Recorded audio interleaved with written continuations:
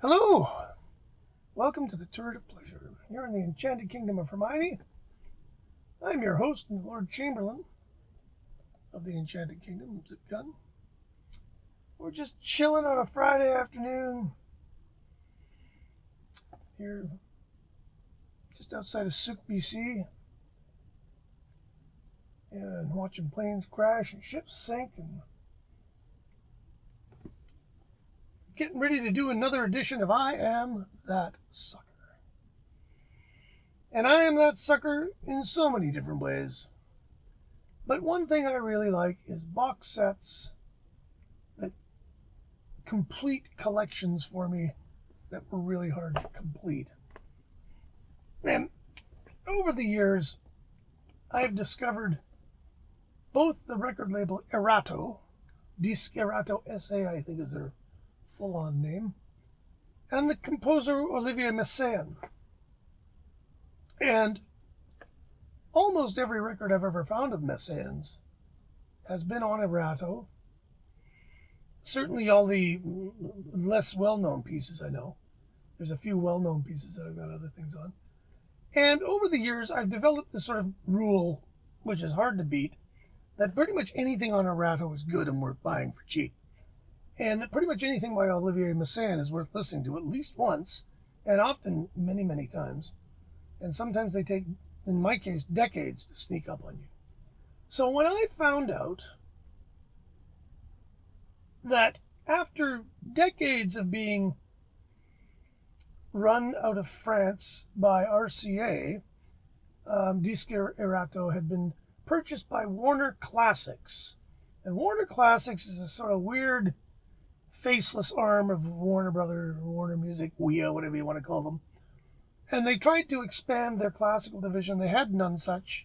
I do believe they bought thet, and who else did they buy? And Erato. And they replaced the delightful Erato sort of logo and everything with the there it is, tiny, tiny, tiny, tiny print, Erato disc. And above it you can see the, oh no, that's not it. On the top there you see Warner Classics, the Warner Communications logo. Jack Holzman said it's 2.5 turds in a punch bowl. Anyways, that's the one. I think that's the one place where they mention Erato. Warner's absorbed Erato and then promptly did a bunch of things that made me happy. One of which was they collected every bloody thing Messiaen ever did for Erato and put it out in an 18 CD box set. So what's not to like about this? Well, it has everything you would want, and then some, done in definitive performances. Mary Claire Alain does all the organ pieces, for example. They all come in, like it's cheap. It was about $100 maybe, not even that. I bought this at Virgin in Vancouver. Remember Virgin? Down in the basement, they had a great, I could spend a happy hour there. God, those days are gone. Anyway, they put these little, single sleeve things, just a title on the back. I'm glad they do. That's the way to do it, by the way. There's track numbers, there's times, they tell you who plays on it, the total time of the disc, whether or not it's ADD or DDD. Not that I could care about that, but some people find that important. And there you go. There's 18 of them, and it's I think I will admit that I have not played every CD in this once, but there's stuff in here that, I mean, literally I could lose all the rest of my Messiaen CDs and I'd be fine because I'd have this. It has all my favorite piano pieces, the Quartet for the End of Time, which I have numerous versions of, done by a French quartet of musicians that are not familiar to me. Most everybody here is French. Marius Constant, Marcel Courand, Yvon Loriot, a longtime associate of Messiaen. Loriot with Rachel Yakar on soprano for some songs. Kent Nagano. That might not be Erato. Okay. Kent Nagano.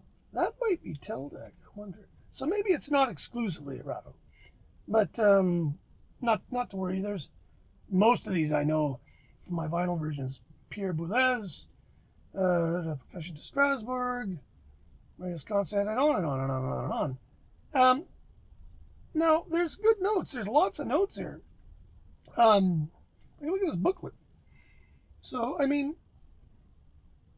I really am glad I bought this because it gave me, this is sort of like the Stravinsky vinyl box, which I bought when it came out.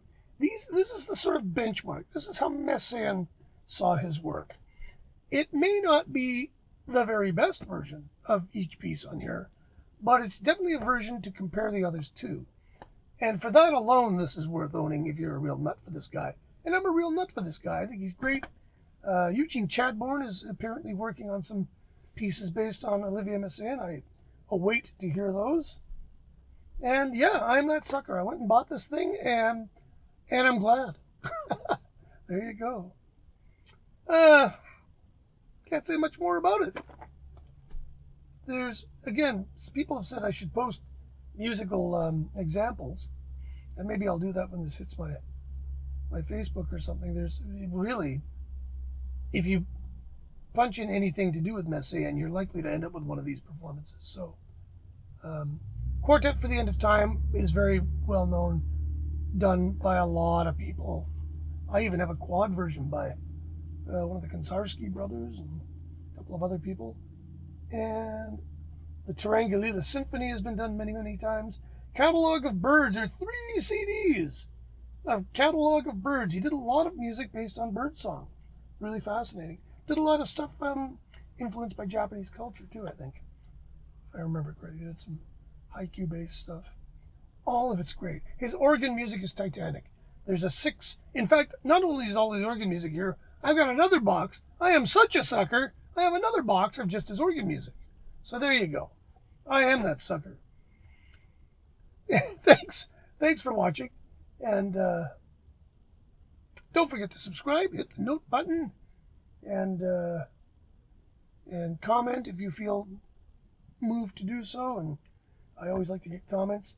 I like to discuss what I'm doing. If I'm wrong, correct me, because I'm not always right. My memory is getting shakier as I get older. So thanks for watching. We'll talk to you later.